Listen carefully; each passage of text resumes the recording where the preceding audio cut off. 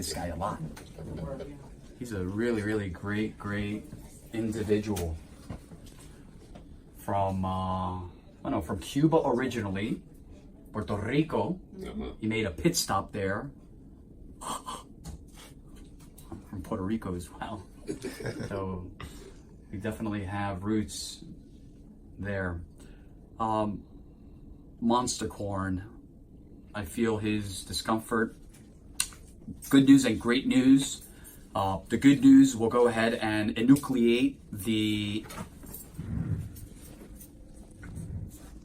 this seated porokeratotic lesion. This is like a boulder. And now I'm gonna come like this. Perdona, people. No. Watch this. He's gonna come out of here. He's gonna leave this office with the biggest smile ever. Because he's never had this done. When we talk about transformations,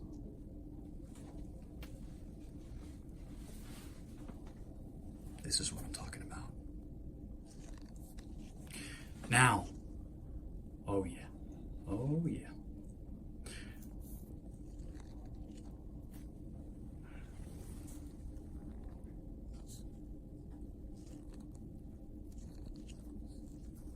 Phenomenal. Okay, let's go to the whitey board. Everyone, if you don't want to be on camera, thank you very much. Here we go. No one likes to be in front of the camera. No one does. Simple. Here we go. Ready? We're gonna make this a quickie. People like the quickies.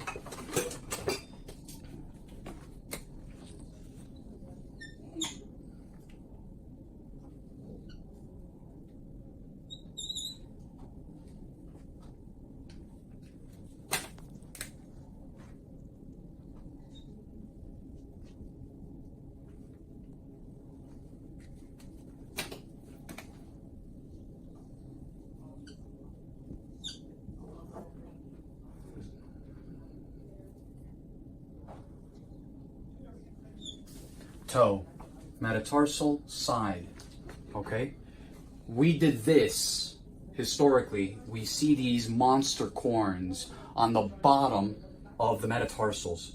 And what we historically do, we just had a patient recently where we basically went in there, right? Had this huge corn / callus.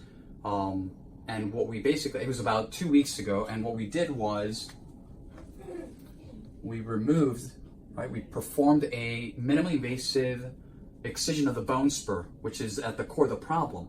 And once we did that, the patient was super duper happy because this went away.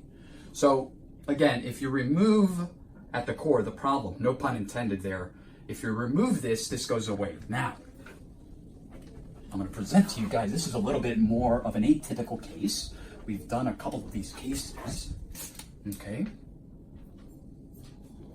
Kind of like that. Actually, I don't like that. One second.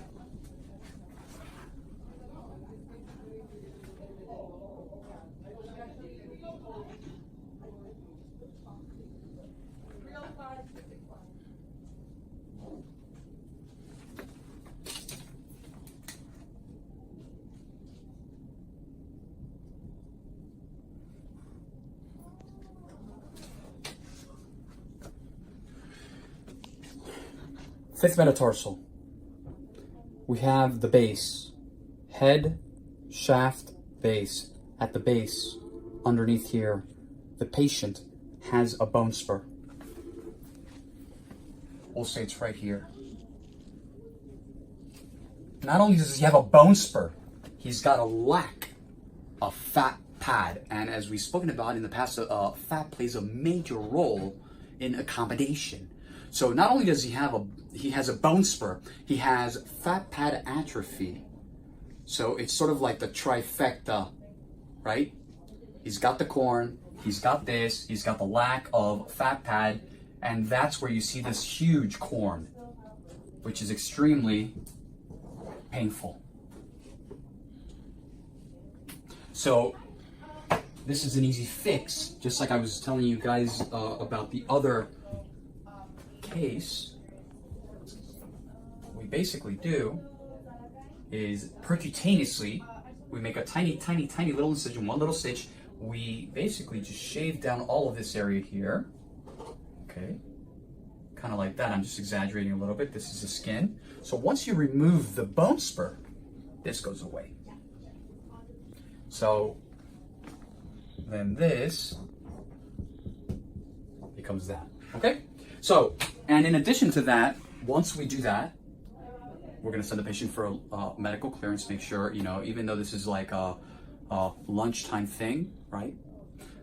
It's always really important to send all of our patients to get medical clearance. It is the standard of care at the end of the day. After the procedure, we're going to go ahead and cast and fabricate these great custom molded orthotics that will also help him. You know, my job is to get him comfortable, for him to enjoy more than anything his life. Quality of life is extremely important, and that's the goal here. Elimination of pain, quality of life. Questions? Once you remove the core of the problem, that Yes. piece of bone or whatever it is, will it grow back? Excellent question. Excellent question by the daughter.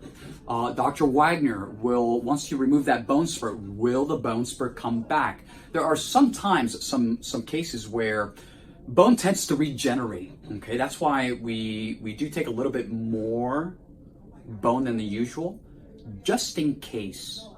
Okay, but that's a great question. How can we prevent that? We really can't.